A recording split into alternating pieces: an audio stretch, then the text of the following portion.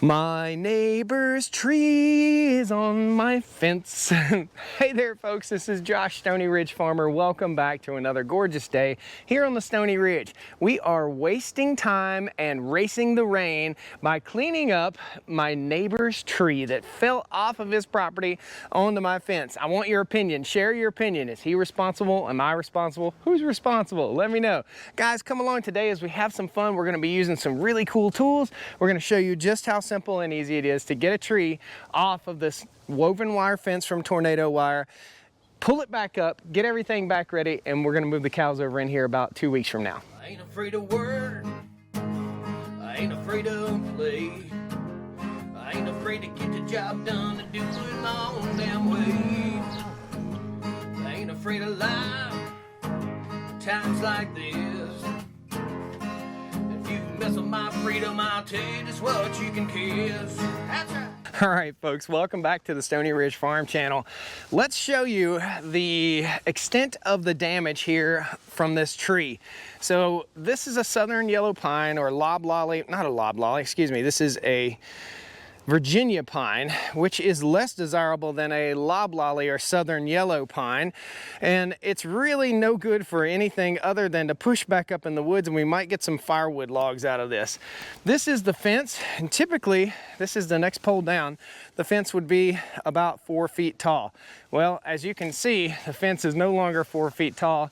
It just pushed it over and leaned it over and bent a few of the stay wires. So this is a line wire, that is a stay wire. There's your education on fencing for the day. So obviously we're gonna have to get this off the fence. I think my angle of attack is going to be to come over here, cut it, roll this piece over the top of the tree, and everything on this top of the tree from this point that way will go in the WoodMax 9900 SS wood chipper. So this is the WoodMax wood chipper, made in America, made in USA. This is how it works. Basically, we'll fire up the skid steer. We'll get this thing up to 1200 RPM. This is your safety bar, push to stop.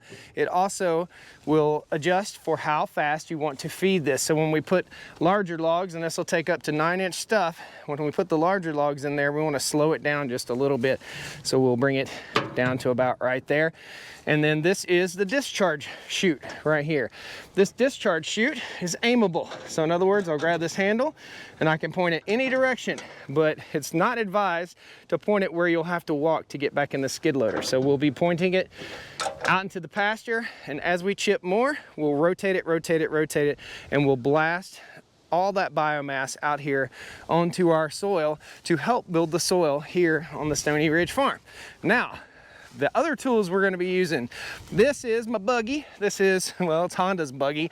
This is the Honda Pioneer 1006 for 2023. Honda's loaned this thing out to me to use. Thank you, Honda. Awesome machine. Just testing it out. Probably going to end up buying this machine for the farm because it's super convenient and much quieter and faster than the Kubota. Has a self-leveling suspension.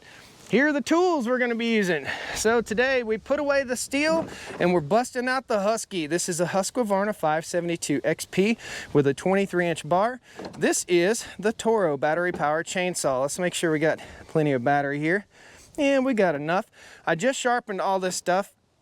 And believe it or not, this little saw probably could get the entire job done. So what we'll do is we'll cut the big stuff with the Husky, that's my plan, and then we'll cut the smaller stuff with the little electric chainsaw. It's a little bit easier to use, a little bit lighter weight, and in my opinion, just a little bit safer. Now, we have our trusty Husqvarna fuel canister. Guys, I sing the praises of this fuel canister all the time. There'll be a link in the video description to this critter as well as the Toro chainsaw. But this is my go-to chainsaw toolbox, everything all in one. Our bar oil is in there, our mixed gas is in there. On the other side, we've got a cool little toolbox that handles all of our goodies that we'll need to take with us into the woods. That is an indispensable item and the stinking best gift idea for that chainsaw user in your family. That is the, hands down, I have 2 of them. That's hands down one of the most handy tools aside from the side-by-side that we use on the farm.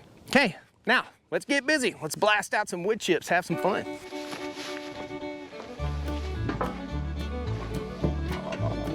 Daddy. Contact.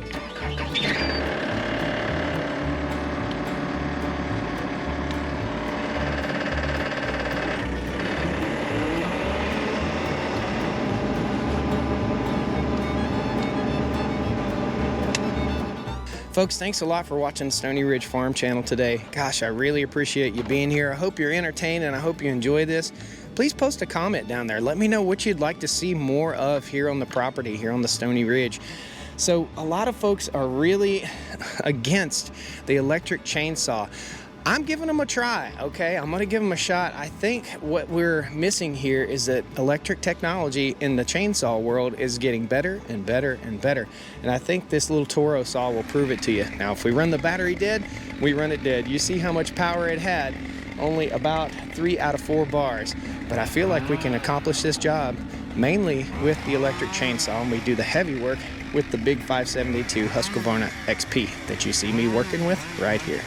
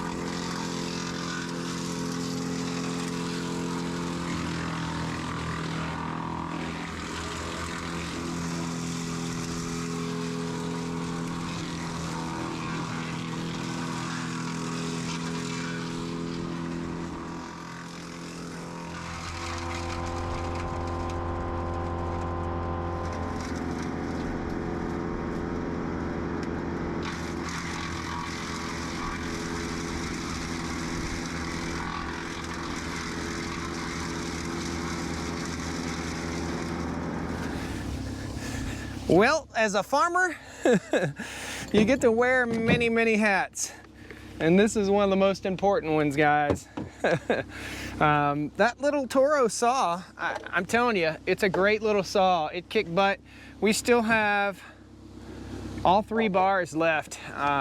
So for small jobs like that, or cutting yourself a pickup truck load of wood, if you had 2 batteries, this Toro Saw would get it done. It's about the same cost as a regular chainsaw, so if you want to try electric, I like the Toro. We're going to test a few more in some future videos. The Husqvarna speaks for itself. This 572 XP is a monster of a chainsaw. Did you guys notice the wind started picking up?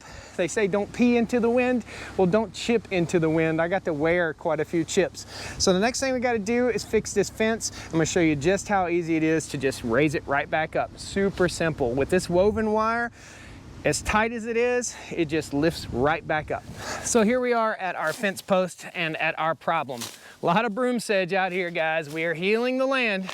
It didn't start out, and no farm starts out just perfect, so bear with us. This is what we've got, and we've got to get this up. The reason we didn't go with wooden posts, if this was stapled, it would have probably just popped the staples out. They'd be out in the pasture, and they would be a hazard to the cattle's feet, okay? So think about that. If it did pull the staple out, bing, it would just shoot it out into the pasture and risk injuring an animal. What we have here is simply a hammer and a pair of channel locks. And what we're gonna do is just tap our fence up. Basically, I'll first take the hammer and I'll lift and tap and lift and tap. I'll show you. This post tie right here is what holds everything in place. That's what's holding the post down. So as I tap up on the back side, I get this one loose right here. We'll bring it on up as high as we can. Then we'll tap the back side of the next one. Up, up, up, up, up, up, up, up, up. And we'll go down here to this lower one. We'll tap it. Up. Boom. See that? Up, up, up, up, up. We'll tap on the front side there. And we've just about got her fixed. Next thing we need to do is make sure we're kind of loose here. Okay? Pretty simple. We'll hang our hammer up on the fence post just like so, and we'll start pulling our wire up by hand, just like that. Now, some of these line wires and stay wires are bent. We'll just give them a little tug, up, up, up, up, up, as we go along, and we'll repair the fence. I'll show you. Line wire, horizontal. Stay wire, vertical.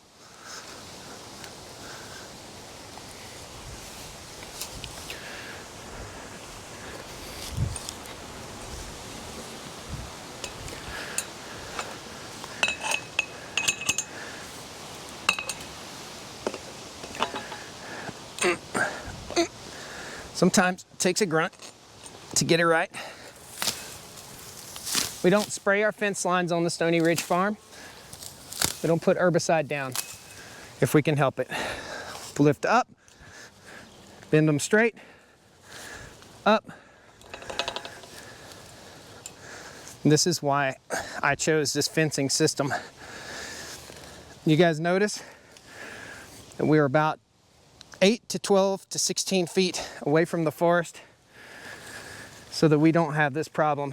This is only the 3rd tree that's fell on our fence since we built it. If there were animals in this pasture when that tree fell on, they would not get out because it fell right next to that post. They will get out if a bigger tree like this guy falls on top of it. But we moved our fence line when we built the fence around the farm so we could drive the perimeter, and so we would be off the edge of the forest and we wouldn't have big trees toppling over our fence. Not quite as good as new, but almost as good as new, guys. Thank you guys so much for joining me here on the Stoney Ridge Farm. I just wanted to show you what I did to fix a fence repair when the tree falls down on the fence, and I also wanted to show you some of the cool tools we use here every day on the Stoney Ridge Farm. There'll be a link down the video description to the Wood Max wood chipper and to all the tools that we used in today's video. Aside from the 572 XP, you can't get that online. You got to go to a Husky dealer to get that. See you guys. Take care. Have a wonderful day. Woo! Well, come on down to the Stoney Ridge. Bring your wife and bring your kids. We're living life pure and sweet. That's the way it's supposed to be, Stoney Ridge. Woo! This. Yeah, I'm gonna left now, I'm gonna right now. I dropped the tree on the fence last night and get on stage. Oh no. And it's another Stoney Ridge rock. See you guys.